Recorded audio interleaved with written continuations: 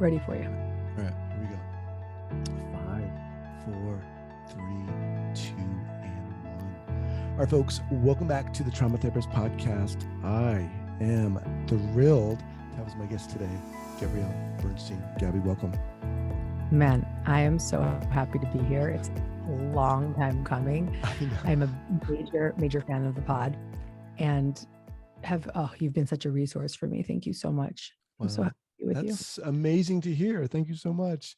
So Gabrielle Bernstein is the #1 New York Times bestselling author of The Universe Has Your Back, as well as Miracles Now, Spirit Junkie, and Judgment Detox. She was featured on Oprah's SuperSoul Sunday as a next generation thought leader, and the New York Times named her a new role model. She appears regularly as an expert on the Dr. Oz show and co-hosted the Guinness World Record largest guided meditation with Deepak Chopra. Gabby says, the day I chose sobriety was the day I became a spirit junkie. I started soaking up spiritual principles, meditation practices, and anything else that helped me get aligned with my true purpose, which was to be a source of love and inspiration in the world. Gabby, welcome. Thank you. So there's so much information out there about you. You've got all these books, and you're talking all over the place, and it's really cool just to have you here sitting in that little booth with whatever you're drinking, your tea, your coffee. And I just wanted to really find out how the heck you got here, because there's something driving you. It's clear. This journey is all throughout. I've written 9 books in 11 years, but the most recent book that I have now, Happy Days, The Guided Path from Trauma to Profound Freedom and Inner Peace, is why I'm with you here, right? This is why I'm such a listener of your podcast, because what I've done in this book is I share the journey of what it meant to go through all the stages of recovery, from even being unaware of trauma, being dissociated from my childhood trauma, to remembering, to coming out the other side. And in the book, I talk about EMDR, EFT, SE, IFS. And I just want to nerd out here about that with you, because while I've been a spiritual teacher for 16 years, I've also been on a 42-year long, 42 now, journey of recovering from trauma. So I wrote this book from the perspective of the patient, but also the spiritual perspective of a spiritual teacher. And I share in this book from the moment I was in the car, 24 years old at the time, in my beat up white Corolla, sitting and adhering to the alternate side of the street parking. I haven't gone to sleep because I was at a party an hour ago, and I'm coming down from that party. And there's people going to work, and they've got their shoulder bags, and they've got their coffees, and they're all going somewhere, and I'm going nowhere. And I've got that red Gatorade on the ground, and it's really a tragic moment. And I keep pressing play on this cassette tape. Mm-hmm. Over and over again. And it's a psychic reading from 5 months earlier. And the psychic said, you're struggling with drugs and alcohol. And I heard my voice quiver, and I said, it's not that bad. And then she goes on and she says, you can exercise free will in this lifetime. You can stay using and have a really tough time, or you can get clean and make a major impact on the world. And I just kept repeating that and rewinding and playing and rewinding and playing and rewinding and playing. By the grace of God, I wound up getting sober at 25. And in that sober recovery, I reclaimed my spiritual foundation. I was brought up spiritual, very spiritual, visiting ashrams, being named by the gurus, given meditation practices from my mother. And I turned my back on that for many years. And then I came back when I got sober in 12-step program. And I was so psyched to get sober. Like I was that 25-year-old that was like screaming from the rooftops, like, I love AA, Mhm. and I was such a seeker, all the years I was using, I still had a stack of self-help books next to my bed. And then as time went on, I really got so deeply connected to what I was doing for my personal growth and spiritual development that I started speaking about it publicly, Mhm. writing books on the topics. And here we are 16 years later, and I've now released the book that tells really the full story. What led you, Gabby, to the drugs and alcohol? So I got clean and so I'm going to answer it this way. I got clean and sober at 25. And then, but I wouldn't know until I was 36 why I was using. And so I got clean and sober. And like most addicts, I just picked up the other drugs of choice, right? So codependency, or I started workaholism. Workaholism was a big one, just overachieving. And when I was 36, around that time, a lot was changing in my life. I was newly married. I was trying to conceive. I was running this big business by myself with one virtual assistant. And my husband was going to walk away from his 10-year-long career at JP Morgan to come run my business. So a lot of the control mechanisms that I had in place were starting to be dismantled. And so just at that time, I started cracking and melting down, and then pulling myself back up, and then melting down, and then cracking, and then gastrointestinal issues, and cracking and cracking. And my mantra at the time was, I can't go on like this. Then I had a dream. And the dream was of being sexually abused as a child and then confronting it as an adult. When I woke up that morning, it was as if it had just happened. It was like so real in my body. It was so true. And then I was like, no way, man, I'm shutting that down. And I pushed it down. And a few days later, I was in therapy, and my therapist said to me something that was just a little bit opening. It was a little enough to open the door a little more. And I just immediately was flooded back into a dissociated memory and acceptance of this abuse from my childhood. Not a lot of details, but it was, but it was horrific and terrifying, because you go right back into it. And in that moment, I was pretty stuck in it. And for many months I was stuck in it. But it was the biggest sigh of relief for a moment, because I said, oh, this is why I was a cocaine addict. This is why I'm a workaholic. This is why I can't be present. This is why, this is why, this is why, this is why, this is why. And that began the next level of my trauma recovery. And that's what I want to talk about with you today. Definitely. So you have this realization, which is just so intense and crazy. How do things unfold for you in terms of needing treatment? What did you do? What are the steps you Yeah. took? Yeah. So first things first, I had a little more that was recalled. I had a therapy session days later, and I was so stuck in that moment. I was really so terrified for probably 6, 7 months. And more memories, there were these imprinted visions that I'd always had in my mind as if they were movies. You've heard this before. And those imprinted, fixated memories and visions had kind of haunted me, but I didn't have any reference for them. And now they were starting to come back in a full understanding. The closet, the window in the closet, the chest in the closet, just the visuals. Then I immediately went into body work. I started doing some somatic work, and I did some. At the time, it wasn't with an SE therapist. It was just straight, just sort of self-regulating work. And then I did a lot of right away. Did a lot of EFT. I was already trained in EFT, so I was doing EFT. Well, not. I was teaching EFT. I was practicing it for myself, so I was really familiar. So I was working with an EFT practitioner that specialized in trauma. Then, and that's emotional freedom technique, EFT, just to clarify. And then I went into EMDR.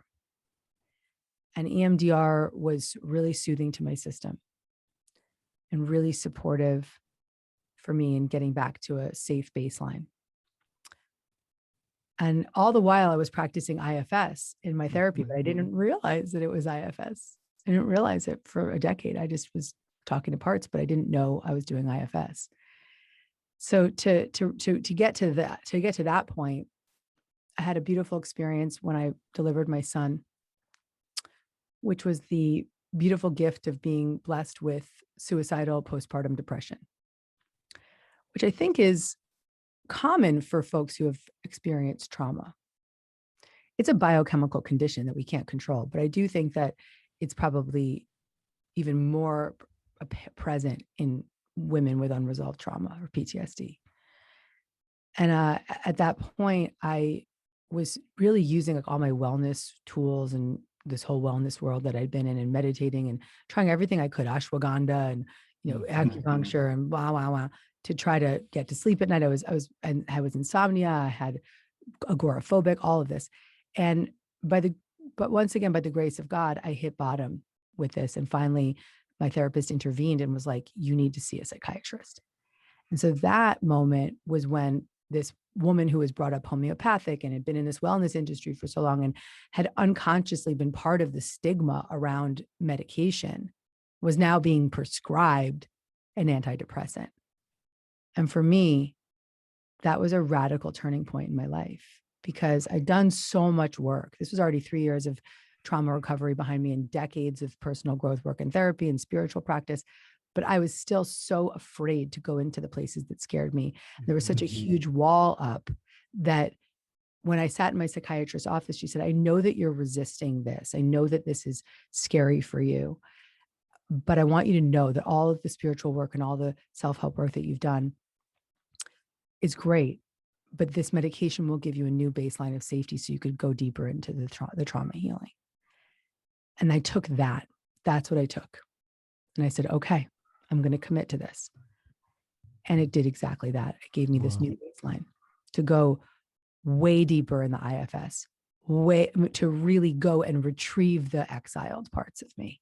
And so I really would love to share. I'm going to let you take it from here, but at some point I really want to share what my experience has been in that retrieval of really coming back to that child part. Yeah, definitely.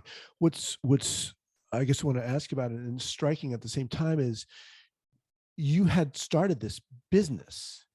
You had been a spiritual seeker, even while this whole trauma had still been unresolved. Yeah, I can see now that I have a spiritual belief that our souls make a decision before we come into the body that says, okay, I'm going to sign up for that, and that, so that I can learn that. And for me, I believe that I was brought here to go through whatever I had to go through to learn what true freedom and inner peace meant, so that I could be a messenger, a raconteur, a guide to help people get there. Right. So let's get into it. So what happens? You start taking these meds, antidepressant. Okay. Mm-hmm. And I was taking the medication, and it took several months for it to kick in properly and to get to the right therapeutic dose. Finally, it got there, and I started sleeping again and just started to feel a steadiness I'd never known. And I was realizing that I'd been living for my entire life with an undiagnosed anxiety disorder, otherwise known as PTSD. And I was starting to just feel so safe to start to slightly titrate in and out of that connection to those fearful, exiled, shame, rageful, grief parts, the child parts that were so under lock and key. And so I was doing three therapy sessions a week. Wow. And I recognized the privilege I had to do that, just like having like Deepak Chopra on speed dial and like, any, whatever it was, all the resources, the financial resources to do that. And so I wanted to really commit wholly and fully, use the resources I had to get the help I needed so that I could come out the other side and tell the story and to be free for myself. And so I was doing SE, IFS, and EMDR weekly, because I wasn't going to just take the pill and be like, I'm good, because that wasn't going to work. That might have settled my system a little bit, but it wasn't going to heal the wound or the patterns or the behaviors. And so I really started to dive deep into the IFS in particular. And it was strange because I was doing it for so many years, but I didn't know it was IFS. And then randomly, I just started, not randomly, I was just, really listening to you and listening to all of the trauma recovery content I could get my hands on. And of course, I was guided to Dick Schwartz. And I was like, holy shit, that's what I've been doing for a decade. And then I became obsessed with IFS and wanting to learn more and start taking all the trainings. And then I befriended Dick and I interviewed him on my podcast, became friends with him, and then took level 1. Most recent, I just graduated from Wow. IFS. And I find so much similarity. And he's agreed that I can say this, but he can't, because in the clinical space, it's hard for folks to sort of talk about the spiritual side of it. But all of the processes I was led to are very spiritual therapeutic processes, SE, EMDR, IFS. So I took the training and I started to really see how similar IFS was to already the foundational spiritual faith that I had. I'd always believed that with these fear-based parts of ourselves that needed to be brought to God, to a higher power, to our higher self for healing so that they could be resolved. And similarly in IFS, we have self, which is an ever-present energy of love and compassion and courage and just calmness and curiosity and that all those C qualities. And when we get a direct access from those fear-based parts, when those overactive protector parts, and we can connect them to self, they can become less extreme.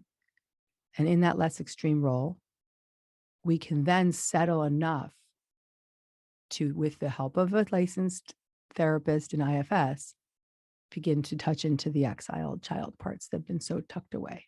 Mm-hmm. Was there a lot of fear once you started taking the medication? First of all, I'm wondering if there was, what was going on, what kind of feelings were coming up for you when you decided to take the medications? Was there, oh my God, I have to do this, or I should do this, or? By that point, I was so desperate. And I'm actually grateful that I hit bottom before I got on the meds because it allowed me to commit to them. Right. Because I just went for so many months undiagnosed and trying to fix it with all these, spiritual and wellness modalities, and it wasn't working. Mm-hmm. I actually realized, Guy, that for decades I'd kind of been part of the stigma. Like people would come into my audiences and they'd be like, I'm so depressed, I can't get out of bed, I'm suicidal. And I'd be like, try this meditation. And honestly, like that's like saying fuck you to somebody who's having a biochemical condition, because that's not going to work in the moment. Right. If you're having a serious acute condition, you need greater support. And what I came to accept for myself was that God was in the medication, that God was in the doctors, that God was in the therapist and the psychiatrist, and in you when I listened to your pod, and in the meds. And I'm a woman of faith, and I've always trusted that I was being guided to exactly what I needed, no matter how much I resisted it. Mm-hmm. I would get there. And so I saw, okay, this God's handing me a boat. Better get on the boat. As you started working through this, Gabby, with IFS and so forth, what shifted for you in terms of what you felt your mission was? Yes, thank you for that question. Yesterday, I was on the phone with my therapist, and I just was like really exhausted, noticing that that old part of being overworked was showing up because I have so much on my plate at this moment, launching this book. But I said to her, listen, it's so different. I witnessed that part not as a workaholic right now, but I see her as a woman on a mission. I see her as a woman who's going to take care of herself along the way and connect to self energy as much as that part can. But she's on a mission more than ever before, that part wants to do everything in her power to make sure that those who need this book can receive it, because it's for the folks that may not find their way to you. It's for the folks that are not going to necessarily find their way to a IFS therapist or an SE therapist. They may not have the resources. They may not even have any awareness that that's something that's there. It's for the folks that have been then spiritually bypassing. It's for the folks that have been numb, addicted. And it gives them an opportunity to recognize they're not alone and a path forward. So it's mandatory right now that I let that part do her job. If you were talking to someone who was in your position, maybe before they saw that psychiatrist and they started doing IFS, if you could talk to someone who was in that position, what would you say to them? What would they need to hear?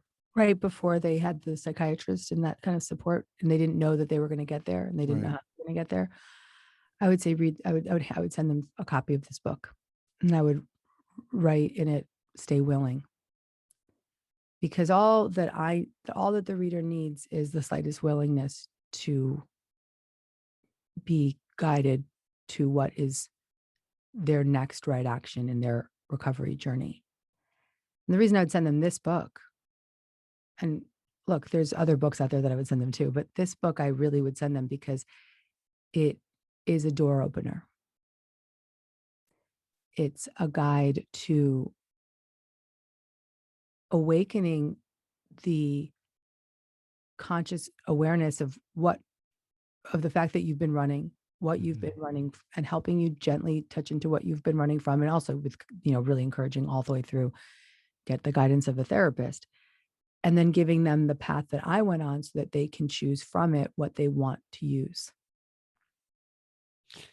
I want to go back to that statement you said earlier on when there were examples when you would talk to people and they might say, well, I'm having a difficult time. And you would say, well, you should do so-and-so meditation.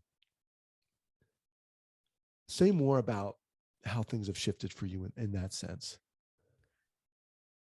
I'm a meditation teacher. I'm a spiritual teacher. I filled my book, this most recent book, with countless self-regulating methods. And I believe that they're all absolutely necessary on the healing path for studying your systems, bringing yourself back to safety for the moment, calming your nerve, getting out of a panic attack, falling back to sleep.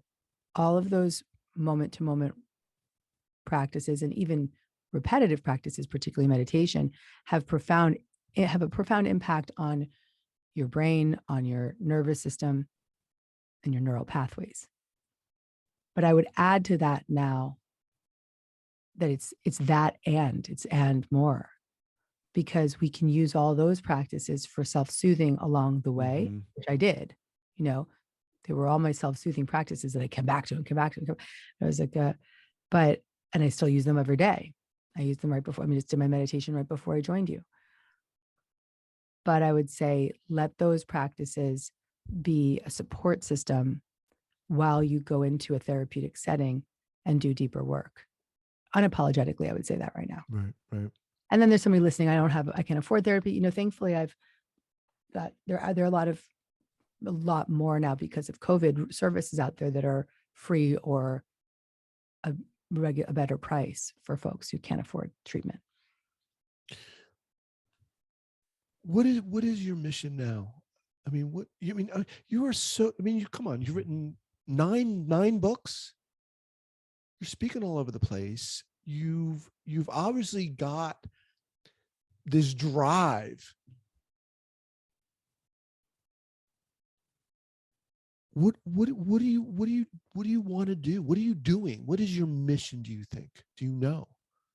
Yeah. After going through the IFS training, I think it really solidified for me.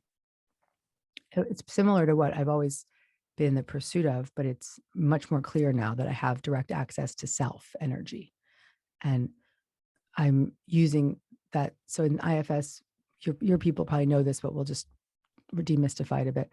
In IFS, we have self energy, which is the curious, compassionate, undamaged, resourced, compassionate, loving, caring, calm part of us.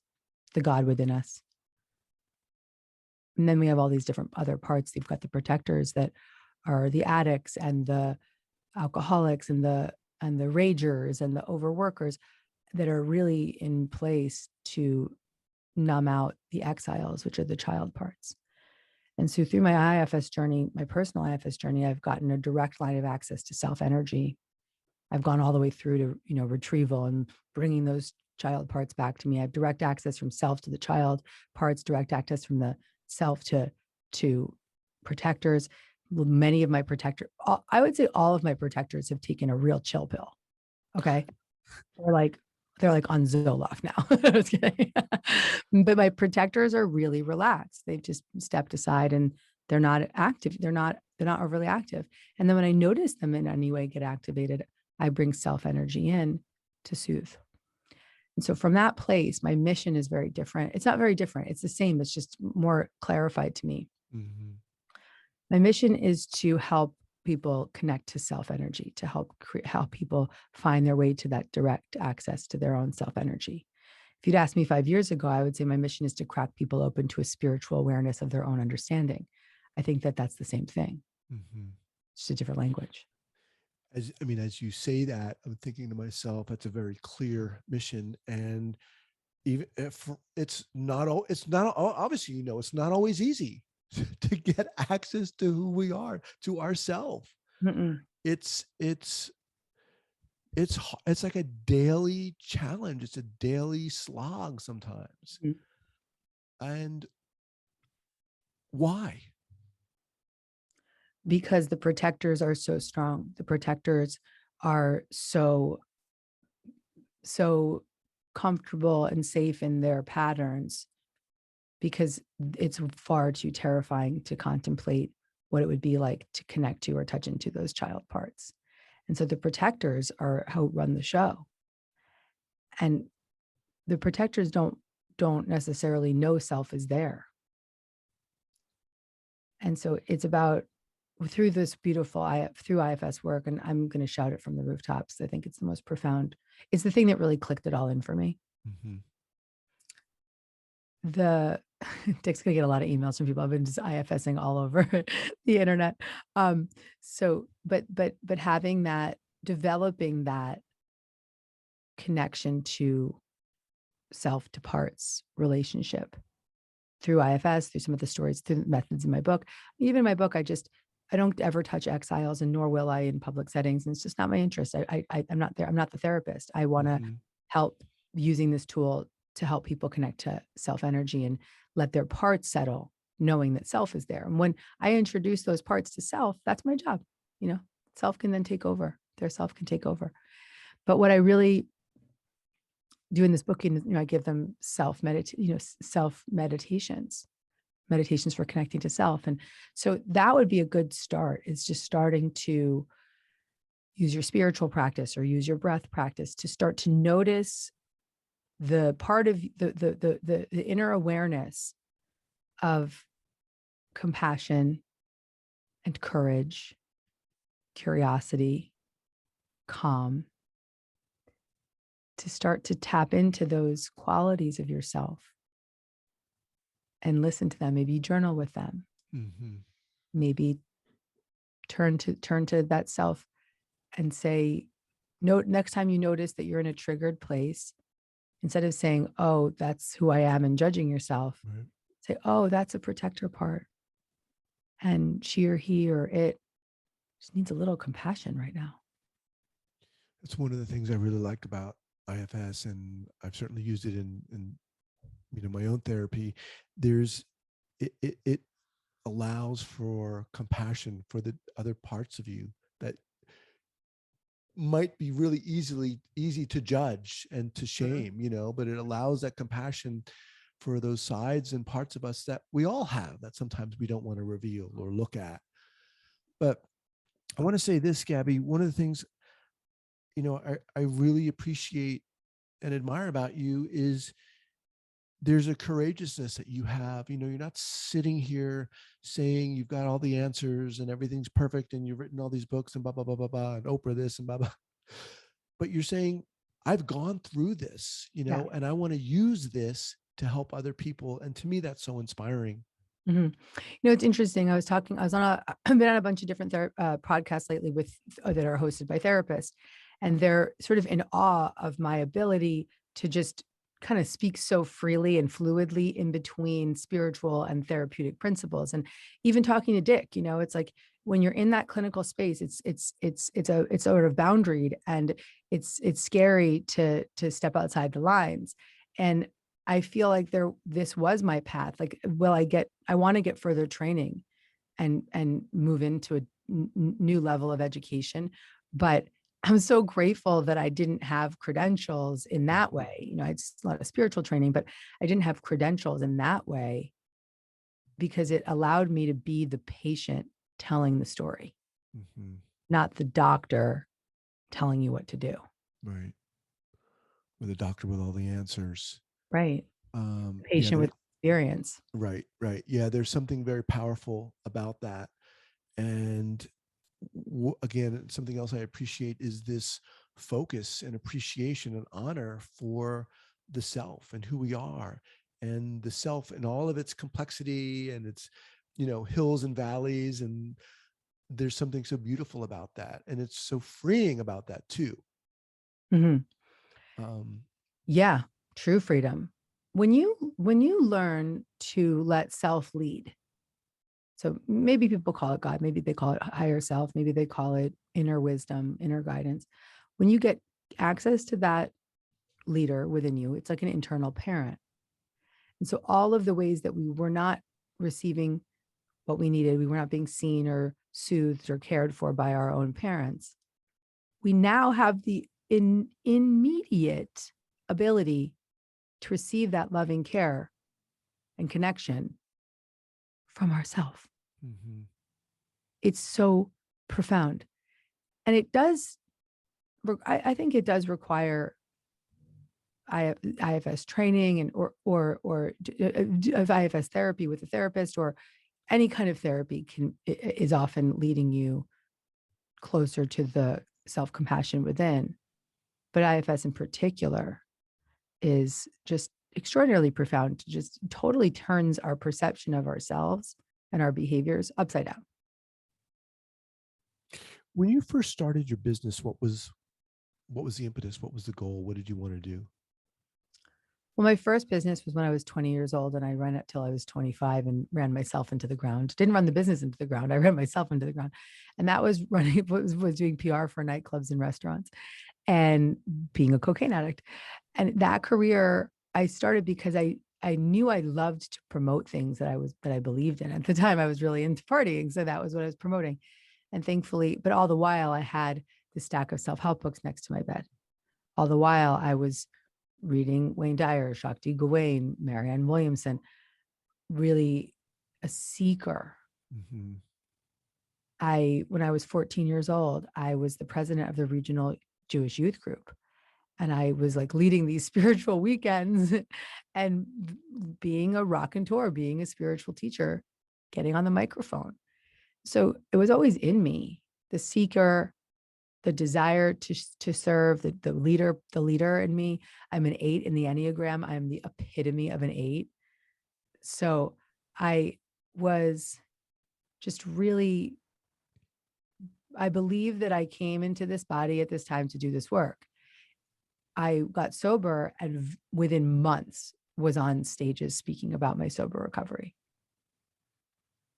and speaking about my spiritual faith and speaking about forgiveness and love. And what I knew then. I just kept speaking year after year. I kept speaking about what I knew then and what I knew then and what I knew then. So there was this part of you that was always, in a sense, using your own experience The whole time. The whole time, which is every one of my books are based on my own personal experience. I write my books for myself first, and then I share them with others. Yeah, I think that's very powerful. I mean, right now, as you go through this, having just written this book, day to day, what are you challenged by? What are your challenges, do you think? A challenge in the moment I may have is just it's not, I don't want to call it a challenge. It's an opportunity to witness this. I've launched 9 books. This is my 9th book I'm launching. So I've done a lot of these. I've been on this roadshow before. In this moment, I'm doing it so differently, from the standpoint that I'm just as busy as I ever was, but I'm somehow, but my direct access to self is this internal parent that's constantly checking in. Did you sleep enough? Did you drink enough water? Did you cuddle with your kitten long enough? Did you, and make sure not to do anything on the weekend, and just this real beautiful steadiness. So it's an opportunity to just really go through a busy time with that same worker part, but witness her in a less extreme role. And that's the beauty of IFS, is that we don't have, there's no bad parts, as Dick says in his new book, there's no bad parts. All parts are necessary, but the goal is to let self help them be less extreme. Right. Because my worker part in a less extreme role is extraordinarily valuable. That's so powerful. One of my, missions with this podcast has been to invite therapists to honor who they are, rather than this ideal of what a therapist or clinician should be. I think it's very natural for, young therapists, especially, to get out of school and they've got this degree. And I certainly felt like, I needed to be what a therapist should be like, whatever that was, and have all the answers. And it wasn't until I started doing this podcast and started asking a lot of my guests, what were some of the early clinical errors you learned? Could you share that? And I thought it was going to be I thought they were going to say, well, I forgot Bessel van der Kolk's page 222. I forgot this intervention or that intervention. And rather, it was, I didn't allow myself to be vulnerable. I didn't allow myself to be present. It was about them not seeing and not honoring and not believing themselves. And what you're saying here is us to be able to honor those parts of us, and it's not easy, but there's something so freeing in that. I'm so glad you brought that up, Guy, because I think that for therapists, it's a tough gig, because it's a really hard job, but it's a tough gig because you need to stay boundaried. You want to not let in too much of who you are, but you want to have connection. Right. So, but the beauty of that's why I love IFS, because if you do therapy from self, so much of the IFS practice is about, if the patient doesn't have direct access to self in that moment, and they can only see how bad their parts are and be so in it, the therapist, the IFS therapist, can extend their own self energy they can be that bridge for the patient. And so I think it's important to recognize that you may not have to reveal every single detail of your life, but if you just simply drop in and make your tone of voice normal, right.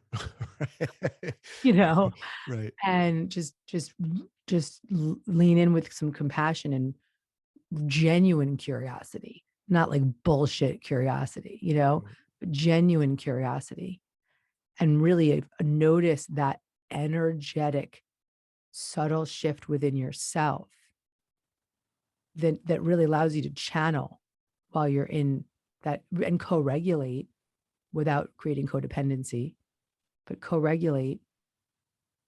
You extend that self energy to the patient, and they walk out of there feeling so connected to you, even though they know nothing about you. And that I've seen in one of my therapists in particular, in my EMDR therapist, is, I want to get her on your show. I'm going to CC you guys immediately. She's unfreaking believable, Guy. And the thing about Tammy is that she's so dropped in with you as a human. And it's her style. You know, everybody got different styles. Right. That really works for me. I don't know anything about her family. I mean, once in a while she'll say, oh, my kid's this or that. I don't know anything particularly about her, but I know her because she has opened her heart and her field to me. I actually interviewed her for my podcast, and she got on and she had just read Happy Days and she burst into tears, you know, and, you know, we, whether we like it or not, we often parentify our therapist, and to see her that just witness her seeing me in that way was so emotional for me. And it really means a lot to me, you know? So I think if you are a therapist, I would really say, like, oh God, I want to speak to these therapists right now so loudly. Don't be afraid to let down your guard, and don't be afraid to show the truth. And I think that in many ways you've been trained out of that. Right. And I pray for it to you to find a balance and a safe way of letting your self energy into the room. Yeah. I couldn't think of a better message to put forth on this podcast. Speaking with Gabby Bernstein. Gabby, what's the best way? Well, first of all, the book is Happy Days. It's out. Yeah, it's Happy Days, the guided path from trauma to profound freedom and inner peace. As a therapist, I think if you have a patient or a client that's very new to the trauma journey and just wanting to hear it through someone else's lens, first of all, read it and make sure you agree and like it before you before you recommend it. But I think it would be very valuable for someone that's beginning their journey, and maybe somebody that's just in an up leveling of their journey as well, or maybe even for the therapist that's listening, to hear it from the patient perspective. Just before we go here, you know, we're talking a lot about parts and honoring them, accepting them. And how do you see the change in your own self before you started working on these parts, before you started recognizing that they were there? What's been that arc for you as you look now?